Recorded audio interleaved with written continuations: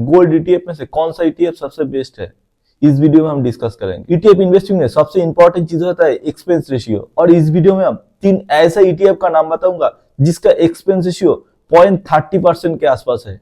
एक अच्छा ईटीएफ खरीदने से पहले आपको 4-5 चीज देखना चाहिए। पहला है फंड साइज, दूसरा है एक्सपेंस रेशियो, तीसरा है ट्रैकिंग एरर, चौथा है आईएनएवी। इस तरीके से कुछ चीज है और इस वीडियो में हम सब कुछ डिस्कस करेंगे। पहले जो नया है उसके लिए बोल लेते हैं ईटीएफ क्या होता है।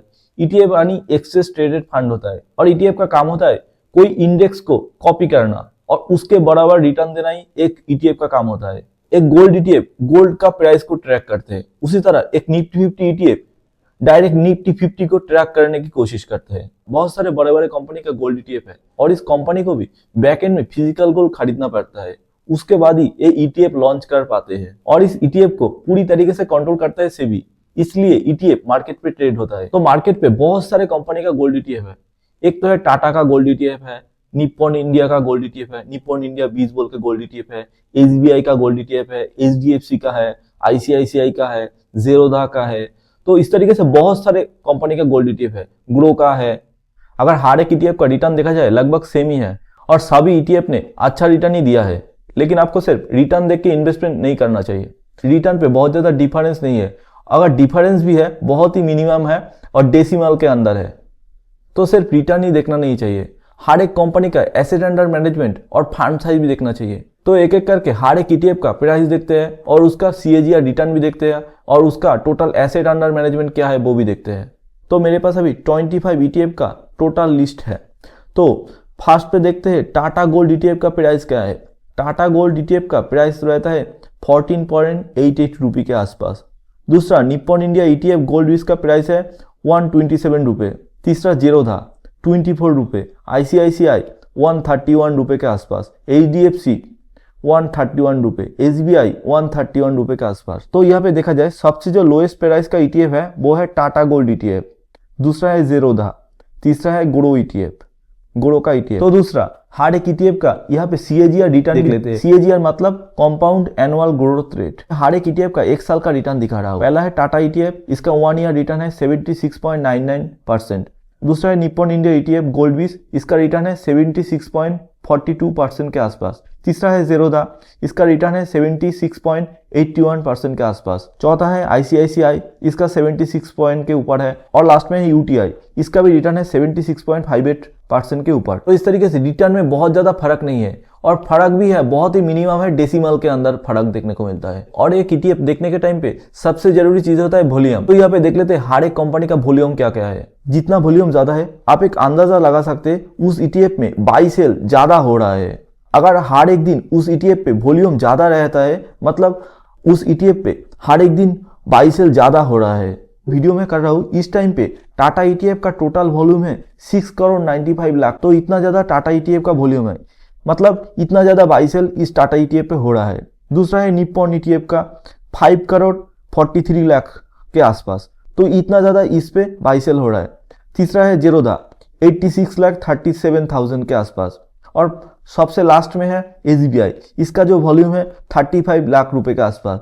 तो फर्स्ट जो ईटीएफ है उसका वॉल्यूम सबसे ज्यादा है, और लास्ट में जो ईटीएफ है इसका वॉल्यूम सबसे लो है। आप इजीली यहाँ पे देख सकते हो।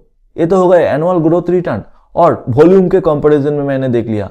और तीसरा देखने वाला है इसका फंड साइज क्या है, इसका एसेट अंडर मैनेजमेंट क्या है। तो ज्यादा फंड साइज मतलब उस कंपनी ने उस ईटीएफ में ज्यादा पैसा लगाया है, और ज्यादा फंड साइज के साथ साथ उस ईटीएफ में ज्यादा इन्वेस्टर भी है। तो यहाँ पे फंड साइज के हिसाब से देखा जाए जो सबसे बड़ा ईटीएफ है वो है निप्पॉन इंडिया गोल्ड विस ETF. Nippon India ETF gold विस का फंड साइज है 59,000 करोड़, और ये निप्पॉन इंडिया ईटीएफ सबसे पुराना ईटीएफ है। दूसरा है आईसीआईसीआई प्रूडेंटियल गोल्ड ईटीएफ, इसका जो फंड साइज है 25,000 करोड़ के ऊपर है। तीसरा है एचडीएफसी गोल्ड ईटीएफ, इसका जो फंड साइज है 25,140 करोड़ के आसपास है। चौथा है एसबीआई, इसका जो फंड साइज है 24,000 करोड़ के ऊपर। फिफ्थ नंबर पे है कोटक, इसका जो फंड साइज है 16,000 करोड़ के ऊपर। और इसके बाद जो फंड साइज आता है तो टाटा गोल्ड ईटीएफ, इसका जो फंड साइज है 5,000 करोड़ के ऊपर है। दूसरा है जेरोधा, इसका फंड साइज है 2200 करोड़ के ऊपर है। तीसरा है एक्सिस ईटीएफ, इसका फंड साइज है 5,000 करोड़ के ऊपर है। चौथा है यूटीआई, इसका फंड साइज है 4000 करोड़ के ऊपर। और लास्ट में है मीरा एसेट, इसका फंड साइज भी थोड़ा ज़्यादा है, 3000 करोड़ के थोड़ा ऊपर है।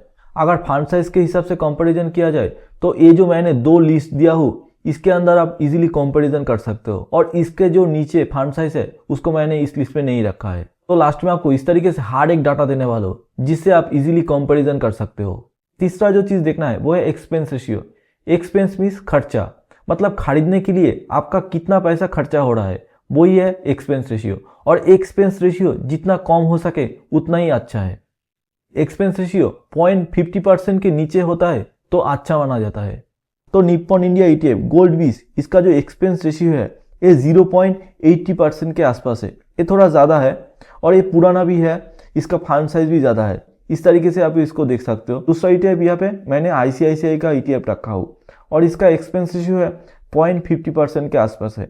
तीसरा है कोटक का ETF, इसका एक्सपेंस रेशियो है 0.55% के आसपास है।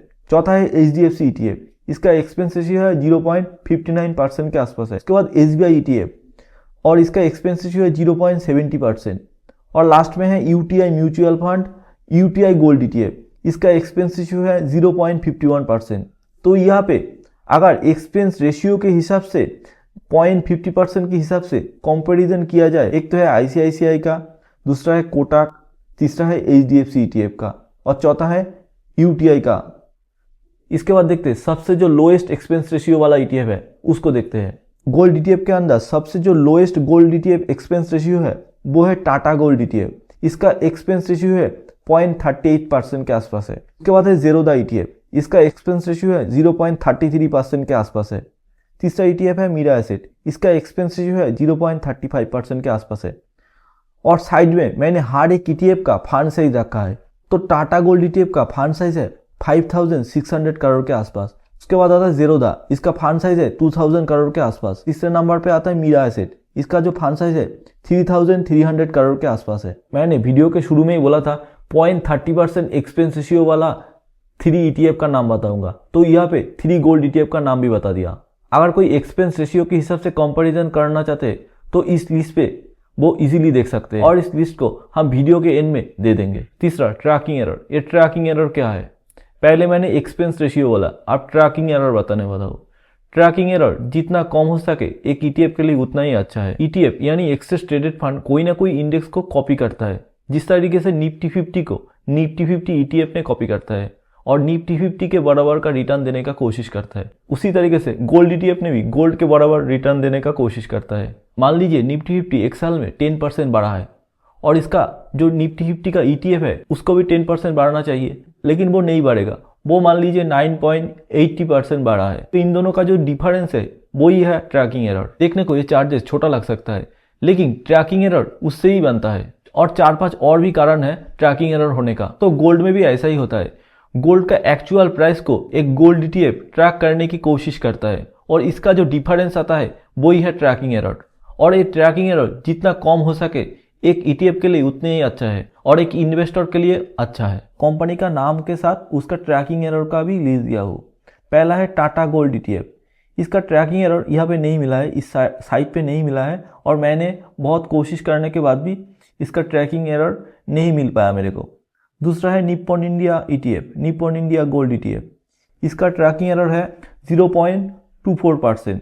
तीसरा है ज़ेरोधा, इसका ट्रैकिंग एरर है 0.37%। उसके बाद HDFC, इसका ट्रैकिंग एरर है 0.28%। उसके बाद ICICI है, इसका ट्रैकिंग एरर 0.22%। तो इस तरीके से आप हर एक ETF का ट्रैकिंग एरर कंपैरिजन कर सकते हो। और लास्ट में मीरा एसेट ETF का ट्रैकिंग एरर है 0.36% और UTI का ट्रैकिंग एरर है 0.16%। तो ट्रैकिंग एरर के हिसाब से अगर आप कंपैरिजन करते हो तो मैंने तो यहाँ पे चार्ट दे दिया। और लास्ट में देखने वाले INAV या NAV क्या है। INAV मतलब इंडिकेटिव नेट एसेट वैल्यू, मतलब जब मार्केट में ETF लाइव रहता है तो उसका प्राइस अप डाउन होता है, उसी तरीके से INAV भी प्राइस के साथ साथ अप डाउन होते रहते हैं। NAV क्या है? NAV का मतलब है नेट एसेट वैल्यू, मतलब पर यूनिट का जो वैल्यू है उसको NAV कहते हैं। और एक बार मार्केट क्लोज होने के बाद NAV कैलकुलेट होता है, मतलब एक ETF का जो प्राइस चल रहा है, एक ETF यूनिट का जो प्राइस चल रहा है उस प्राइस का एक्चुअल वैल्यू क्या है। टाटा गोल्ड ETF का जो प्राइस चल रहा है अभी के टाइम पे, जो प्राइस चल रहा है 14.68 रुपये के आसपास, लेकिन NAV चल रहा है 90 रुपये के आसपास। तो यहाँ पे 1.34% का डिफरेंस चल रहा है, वही होता है NAV। इन दोनों के अंदर जो डिफरेंस है वही है NAV। डिफरेंस ज़्यादा मतलब प्रीमियम ज़्यादा दे रहे हो।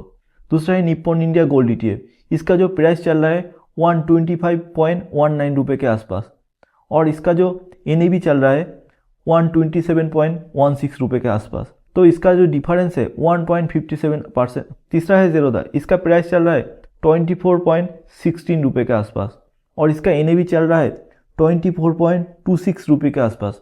तो इसका डिफरेंस 0.08% के आसपास है। तो NAV जितना कम हो सके एक ETF के लिए, एक इन्वेस्टर के लिए अच्छा रहता है। और मेरे को लगता है एक गोल्ड ETF पे इन्वेस्ट करने से पहले उसका फंड साइज, मतलब कौन सा ETF में इन्वेस्ट हो रहा है, वो देखना चाहिए।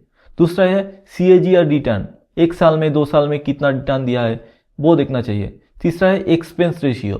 चौथा है ट्रैकिंग एरर। ये 4 चीज़ देखना चाहिए। लास्ट पे यहाँ पे हर एक ETF का प्राइस, उसका फंड साइज, उसका AUM, वॉल्यूम, ट्रैकिंग एरर और उसका एक्सपेंस रेशियो के हिसाब से जो डाटा निकल के आया है वो इधर पे रखा हो। वो पॉज करके इसको इजीली देख सकते हो। मैंने सिर्फ उसी ETF को रखा है जिसका वैल्यूएशन ज़्यादा है या एक्सपेंस रेशियो कम है या ट्रैकिंग एरर लोएस्ट है, उसको इधर पे रखा है।